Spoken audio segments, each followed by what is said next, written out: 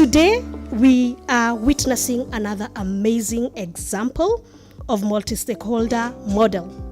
Talk to Safaricom, powered by Kictanet. When I and Steve started this conversation on the need to engage, it was over a post done on our Kictanet list about premium rate services where subscribers had been charged unknowingly. Gigi, thank you personally, because that day when the discussion happened, you actually provoked me and said, why don't you say something? And I said I would say something, and we have been out of Kictanet for almost 3 years. We just don't comment. It had become a very toxic environment. And Steve felt that Kictanet was in the habit of bashing Safaricom and not even paying cognizance of the fact that some of the sins that Safaricom was being accused of were really misplaced. There are very specific issues that are being misinterpreted and the wrong conclusions made on very obvious things. And I just thought we're losing out on opportunity here. But having understood that Safaricom side of the story, I remember asking Steve, so who's gonna set that record straight? Because I won't. I'm director for corporate affairs and it's my job to engage. So I said, I have to change this and we have to go back to Kictanet. So that is how the idea was born. And here we are today for the part 2 of the conversation. Part 1 happened online, so here today we are meeting face to face. So I think we need to clap for Safaricom for... Safaricom is an interesting company, and sometimes in our eyes, you have to go beyond the numbers. If you look only at the numbers, then Safaricom is, this big company that does, I don't know what. All the 150 tickets to this meeting were fully subscribed on day 3. I'm really not sure whether this is an indication of Safaricom's popularity, or whether it's an indication of Kictanet's convening power, or whether it's an indication of the love of Kenyans for cocktails.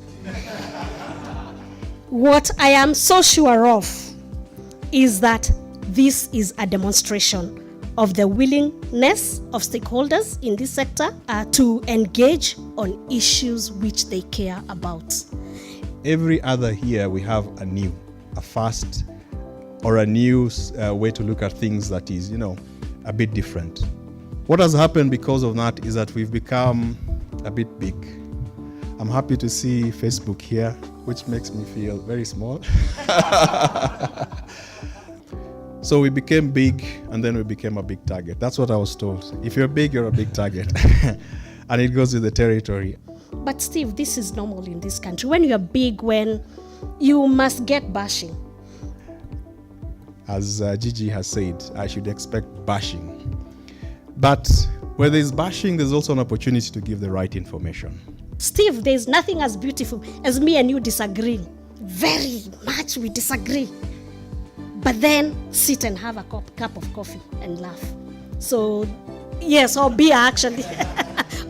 And that opportunity is what we seized when we got the Q&A session with Safaricom. And today is the second step of this, where we'll be happy to take on additional questions and give more clarifications to the extent that we can.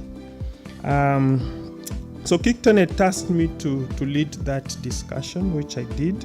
And we had 5 issues. We wanted to surface the consumer concerns, competition issues, the things about is Safaricom dominant or not, innovation, infrastructure, and universal access.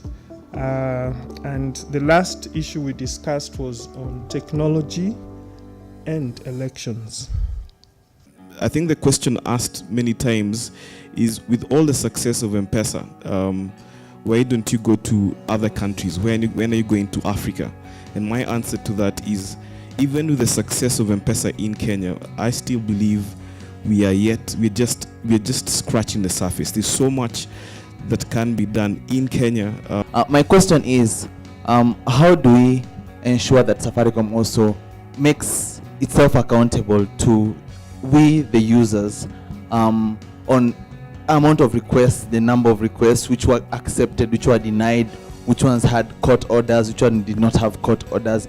So to answer your question, we don't make those disclosures because we don't have the power to make those disclosures. If we close a gap in policy, I'm sure we'll be able to comply. There is reason to believe that there is internet traffic tampering from Safaricom side and maybe surveillance. There is no big brother or anyone who is looking through Safaricom's network. It is a very secure network. So simple answer is there's nothing like that. But that's my answer to that particular question for your friend. Some time back, probably last year or the year before, I had the same problem with the PRS, and I ran to I&M, the Safaricom center. And what the Safaricom customer care representative told me, oh, it's likely you must have registered yourself by mistake, and so they unregistered me. What you experienced there is something that unfortunately has been allowed to happen because the people who subscribed you to that service, because someone actually did, are allowed to exist almost without regulation. So it's a problem for us. It's a huge problem for us in reputation terms. We had to refund, but we had already suffered some reputation damage. Keith, when you introduce yourself, say what you do. Are you a lawyer? Are you a PRSP? Are you a hacker? I'm a Safaricom subscriber.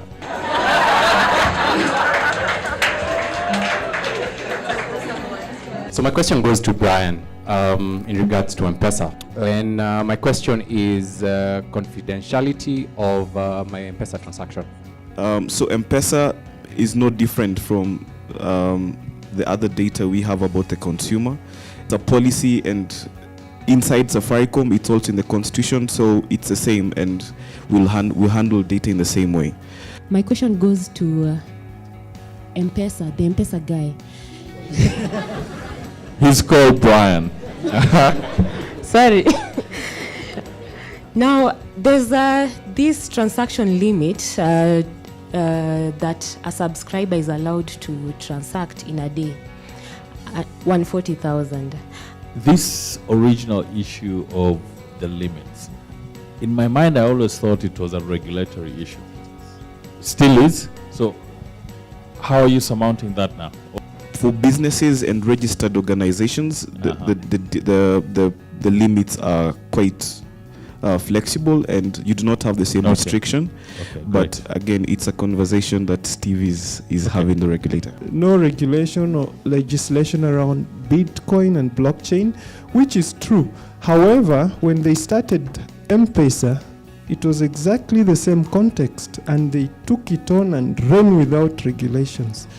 We're a regulated company. We're not going to break the law so that we can please anyone. That's not going to happen. We're not going to break the law and deal in Bitcoin if the issuer of our license, the CBK, has said, do not deal with Bitcoin. That's not going to happen. Mpiga ngumi ukuta. So for those of you who don't understand Swahilis, if you hit a wall with your fist, what happens? The wall doesn't even know you've hit it. You go to hospital. So we must change some of these conversations, especially when you're engaging with government. Serikali. They hit the walls, as Ali put it. We don't mind hurting our arms, and sometimes the wall yields. It's given that we are under surveillance. Our calls are listened to. We are monitored. I'm putting you on a spot that you do not facilitate that. I want you to say that publicly, that you do not Answer I will give is that we don't. And I'll give that answer, straight away. We don't. I can tell you we do over 100 million calls a day. The SMSs we can't even count. So if anyone is using our network to track all the 26 million customers we have, we don't know what kind of system they would have. It would have to be bigger than our network, and our network is not small. M-Pesa is becoming more like a verb, but I think there's a challenge in the fees still. For Wanjiko, it is still not as competitive. Who's going pesa ya kutoa, pesa ya kutuma? We have started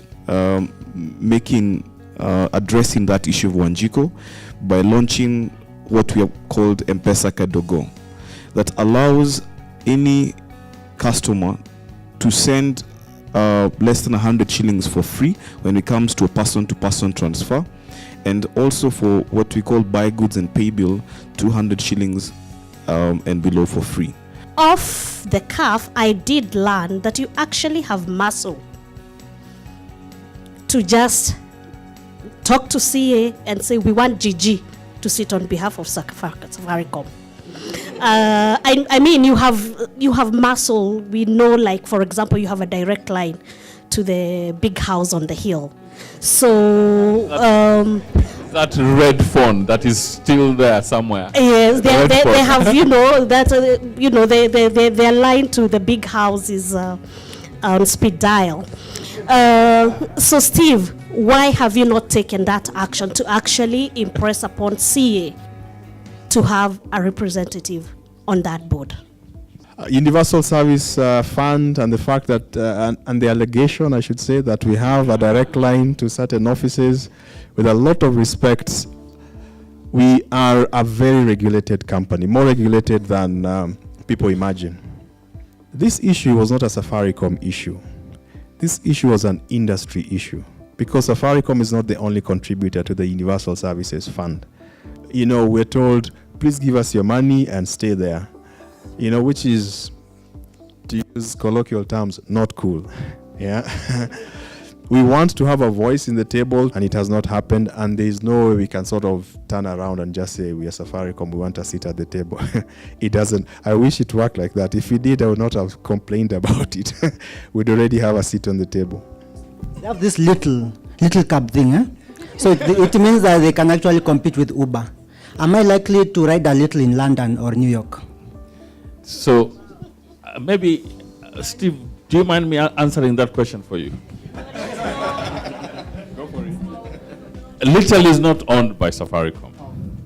Little is owned by Kraft Silicon.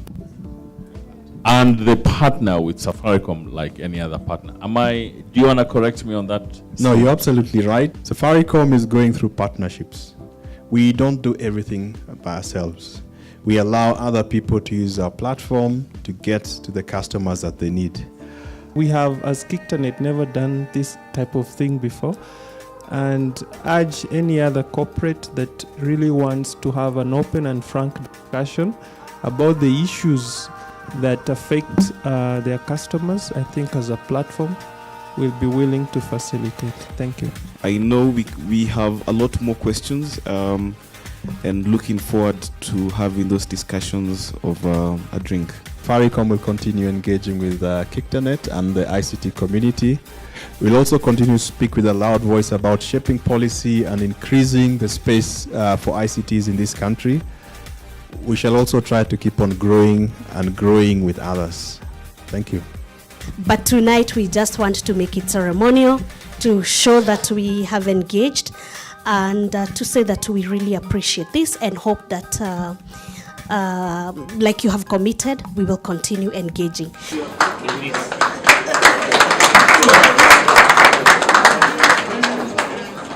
Thank you, Steve. Thank you, Brian, and thank you, Walu. Thank you, Grace, and the Kictanet team. And now I would like to declare the bar open.